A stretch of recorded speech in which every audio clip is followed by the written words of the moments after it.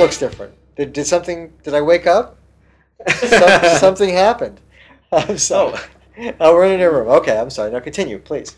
Okay, so how do you think companies will adopt this new social media trend into their marketing strategy? So I think what's going to happen is in the next few years is going to be interesting. A lot of what has been happening to date has been kind of box checking, where it's okay, yes, we're on Twitter, check. We're on Facebook, check. We're on YouTube, check. At least in the U.S., I know every market has a different mix around the world. And I think that they're not optimizing those as well as they can, or thinking about how it ladders to a bigger strategy.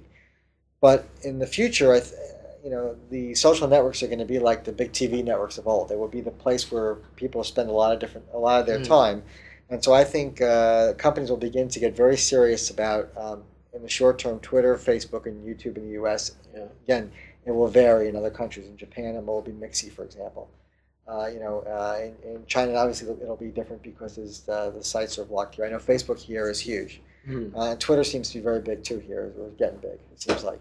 So I think the way they integrate it is it will become the primary digital marketing. Those three will become the primary digital marketing channels that companies use. Each one different, though. Google will be very strong in search and video content.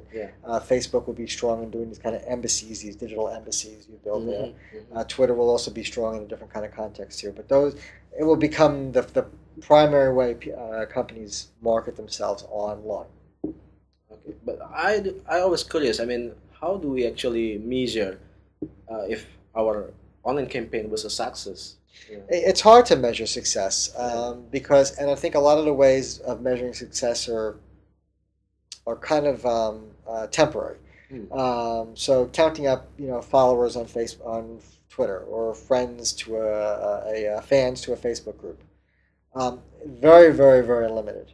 But I think in the future we're gonna each company is gonna put together kind of a scorecard based on their goals and their needs, and they'll weight it differently. And I think that the metrics that will go into that will be, first and foremost, reach. How many people did we reach? Two, engagement. What level of engagement was there? Engagement, interaction between brand and business and person. Okay. Which can be measured in everything from conversations on Facebook to comments on YouTube to tweets and retweets and replies. So I think the third one is big. People are going to look at reputation and sentiment. How much did we change or influence the way people feel about us? Do they like us more? Do they not like us more? What are they saying about us? And how do we track that going forward? And the last one will be, does it drive a sale? It doesn't necessarily need to drive a sale. It needs to drive some sort of action. So does somebody take an action, as in they go in and subscribe for an email newsletter, or they visit our website, or they made a purchase, or they use a discount code? So I think those four, and I think the bedrock of it all, the base, is going to be trust. Do consumers trust us more because we're using these channels and using them the right way? Let's talk about mobile device again. I love that. Yeah, I mean, favorite topic of mine. We can see the battle between the giants, right? I mean, we can see that iPhone versus Android, iPad versus Kindle. I mean, how do you see about this technology in the near future? Will it change people's behavior in terms of content consumption or creation? It's going to have a humongous impact, mobile devices, and it already is, depending on the market, the context. I think that much of the growth in Twitter over the last couple of years has been fueled by the rise of smartphones in the U.S. and the UK, Germany, and obviously now in lots of other markets like including Indonesia. The battles are really interesting. Obviously we have in the smartphone space, we have four players, four plus some others. We have Apple, BlackBerry, Android for sure. Windows Mobile being out there too. And then you have kind of like another, which is Nokia and Symbian, and that's kind of like a middle ground there. And then the iPad's a really interesting device. I don't quite see. Have you tried it? I haven't tried. It's not out in the United States yet. I have I have one reserved, so I'm definitely getting one.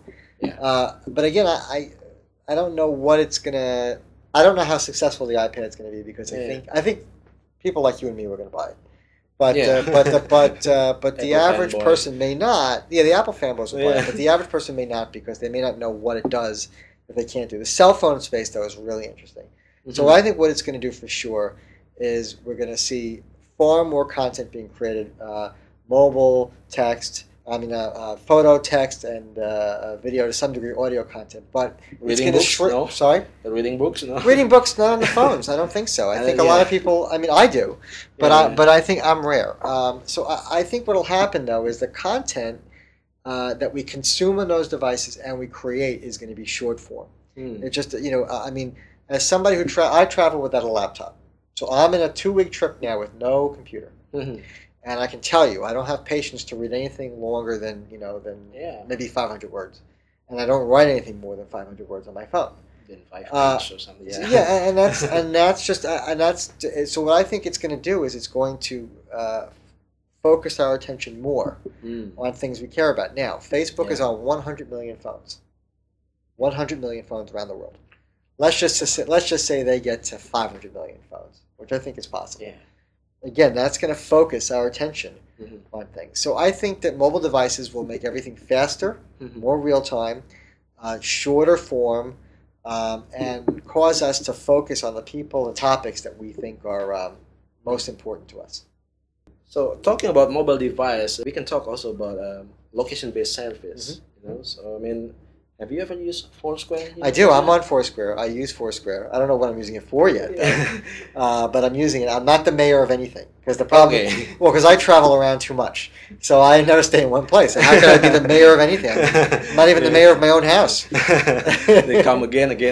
Well, Yeah, mayor from your house. Yeah. The cleaning lady is a better chance of being the mayor of my house Mayor than me. of Edelman Digital Office. I'm not the mayor of Edelman Digital. I'm never there enough. I travel too much. Okay. I like location-based services. I Yeah. think they're going to get really interesting. I mean, Mhm. Foursquare right now in the U.S. is getting hot. They got about Yeah. 500,000 users. Is Foursquare catching on here yet or not yet? It is. Yeah, well, It they is just started to actually, open up now, right? They're now in Yes. every city. Yes, in So, every city. Yeah.